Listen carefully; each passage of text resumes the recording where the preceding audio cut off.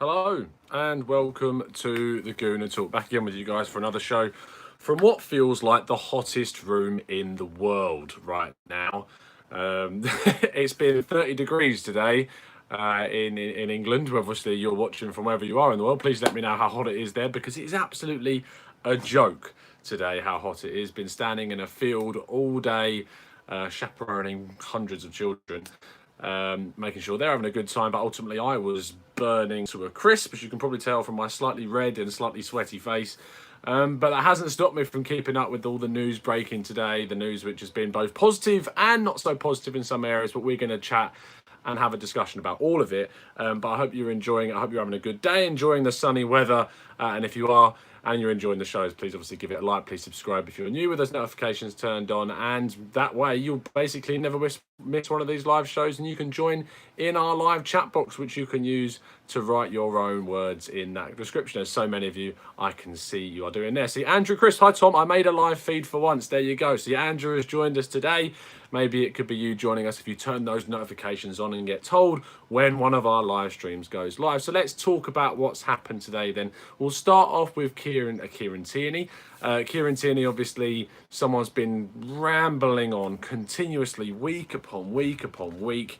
And it seems that nothing is happening because we aren't stumping up the money. We're not stumping up that extra little bit of cash that we need to sign him. And I just can't understand for the life of me why we're not doing it. Why can we not just simply go, right, fair enough, you want 25 million, we were willing to bid 18 million and add 7 million in add-ons. They go, no, we're not happy with that. We're not okay with that. We want more money up front. Fair enough. We've just supposedly bid £55 million for Wilfried Zaha, okay? So how we can't step up an extra £7 million for total in terms of guaranteed funds in a structured deal for Kieran Tierney is beyond me. I don't know if it's stubbornness, I don't know if it's pride, I don't know what it is. But for some reason, Arsenal are not willing, it seems at this point in time, to step up with that little extra bit of cash to get this deal done. And it's frustrating as hell because this is arguably one of the most exciting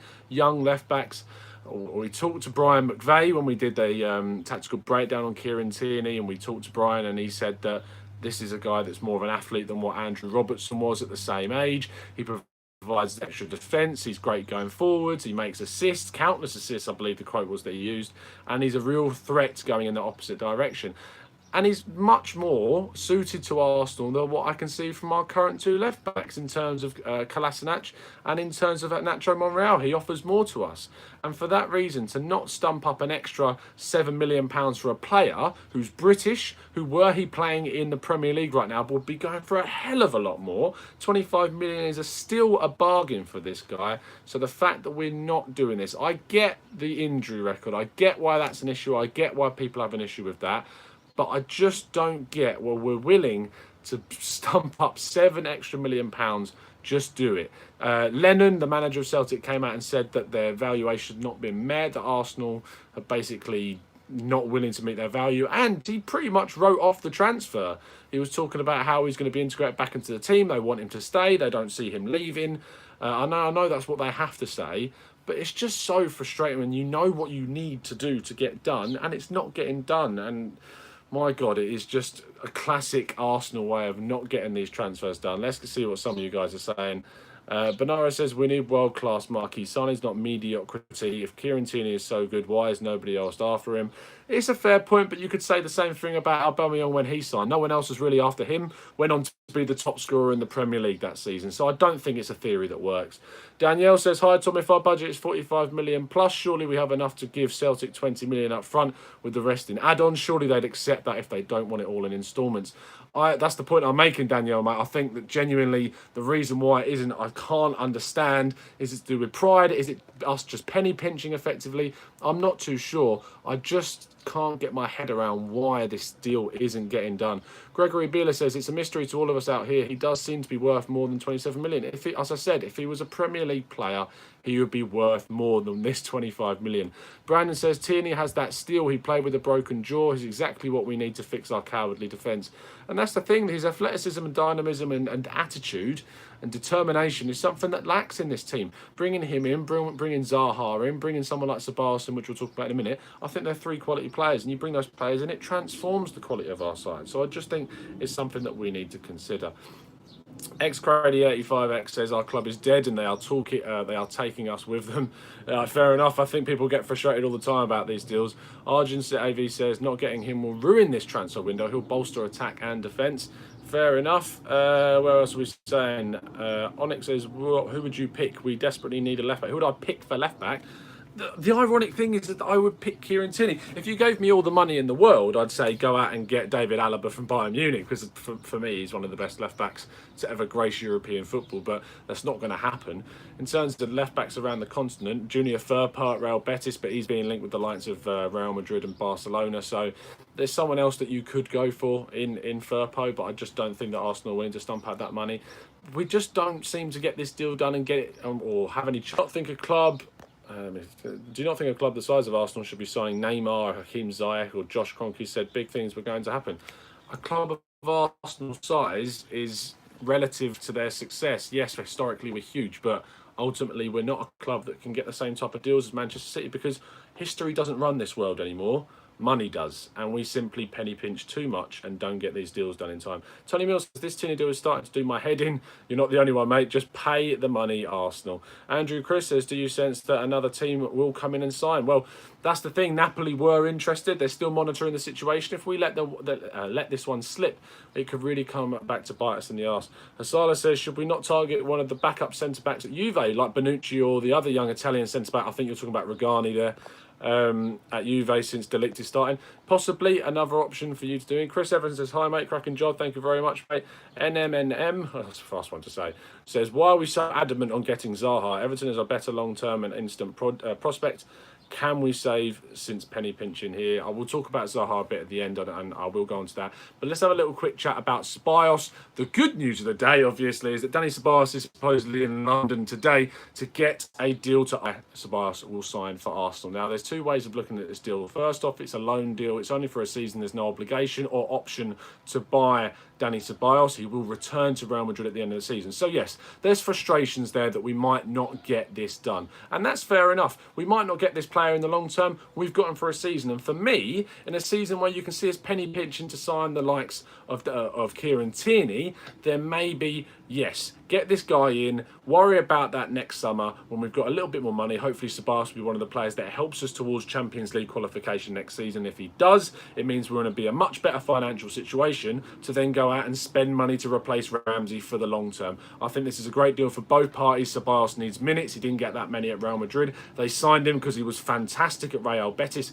If you want to learn a bit more about Dani Ceballos and how he compares to the likes of Aaron Ramsey, you can go check out the tactical breakdown I did on him. It was a really, really good breakdown. We talked to John Driscoll of Sky Sports, and he gave his outlook on the player as well, and he was very, very flattering. We gave loads of complimentary comments on him, so he's plenty that the club is for. Now, a lot of people I can see are mentioning Fekir, who's actually ironically signed for Real Betis, which is Dani Ceballos' former club, or is on the way for signing. To be honest, the more I thought about the Fekir deal, there was a clear reason why he dropped from 60 million to 30 million. There were a few reasons for that. First off was his attitude. He desperately needed a move because attitude had dropped.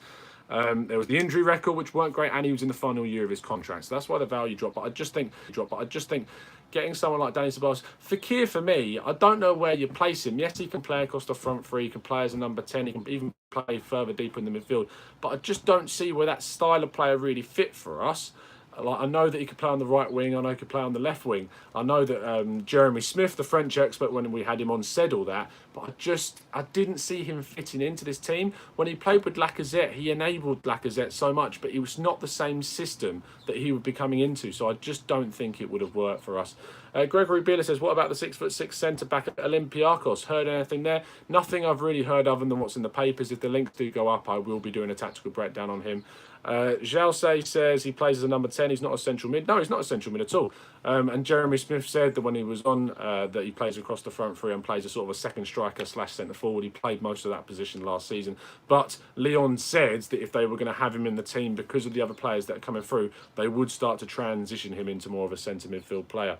Benera says, "Oh, come on, Tom, mate. Fekir is the perfect replacement for Ramsey." Well, seeing as they're completely different players, I'm not so sure.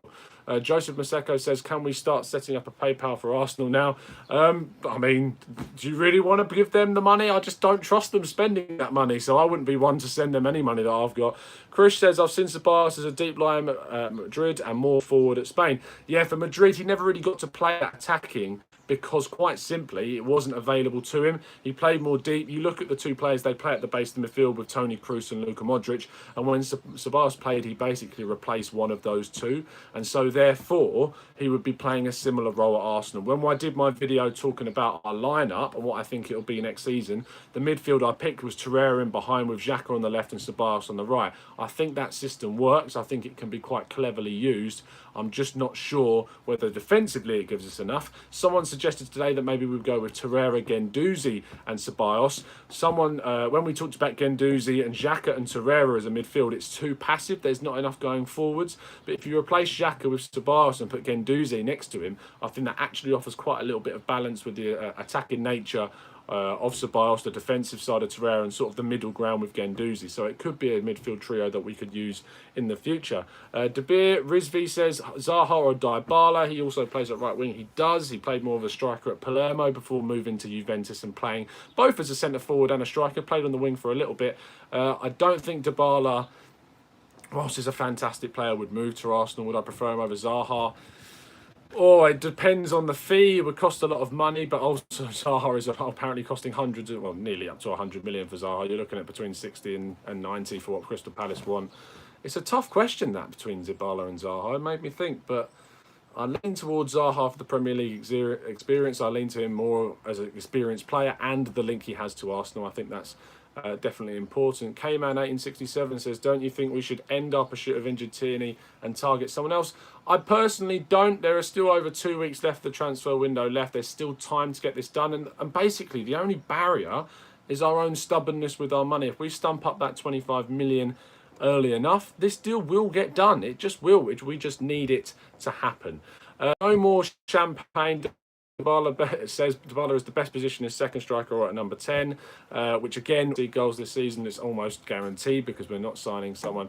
Abd says Koscielny's replacement, we still don't know. Arsenal apparently are looking at centre-backs, even with Saliba coming in this week, but apparently there isn't any real true value in these rumours. Arsenal, I don't think, are going to sign a centre-back, and that is going to be frustrating. It's Alex says Fenerbahce sold a player for 16 million. I don't know who that is, so please tell me. Sal J says prefer Everton or Dybala to Zaha. Regani for Juventus. What do you think about him? I'd be really excited if we sign Regani. When Regani was, I believe, at Empoli, he was a fantastic player, and that's the reason why Juventus signed him.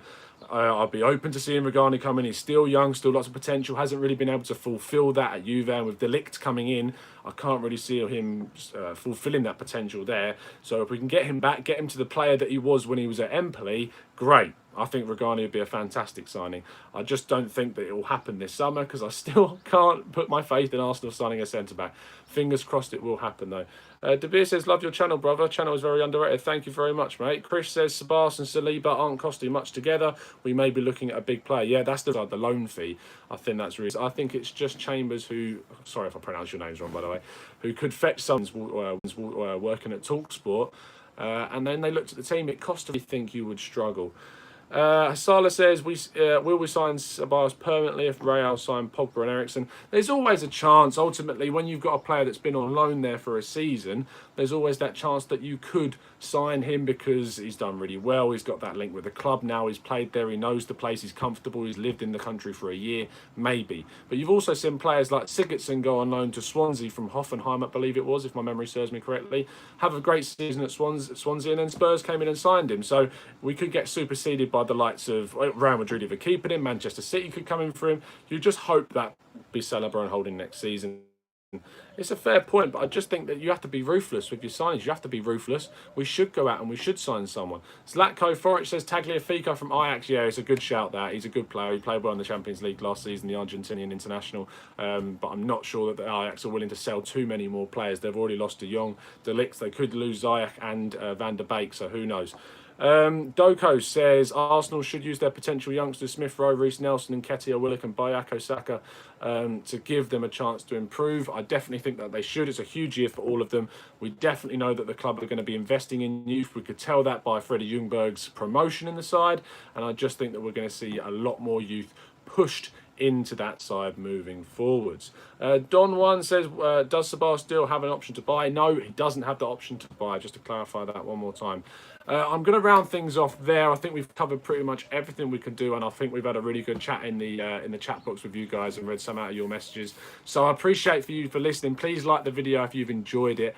If you've just joined us, I'm really sorry. You can watch the whole thing on playback, and if you are watching on playback, just joined us, I'm really sorry. You can watch the whole thing on playback, and if you are watching on playback, leave your comment in the description. Leave your comments and tell me what you think of both deals. Is it really frustrating for you that Kieran Tierney isn't going to sign, or do you think we should now move on? Have we really taken this deal as far as we possibly can? If so, tell me. Also, tell me your thoughts on Dani Ceballos. Do you think it's the right deal to make, considering we lost Aaron Ramsey? I really think he is someone that could come in for me and replace him for a year. Maybe we buy him next season, maybe we don't. But ultimately, this year we can focus on having an absolutely astonishing deal to replace him for nothing, and next year use those finances to replace him.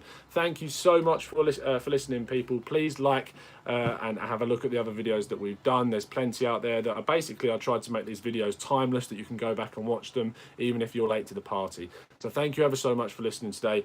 I'll see you again very soon. Enjoy the hot weather. I'm now going to try and go and cool off as best I can, but I'll see you again very, very soon. And as always,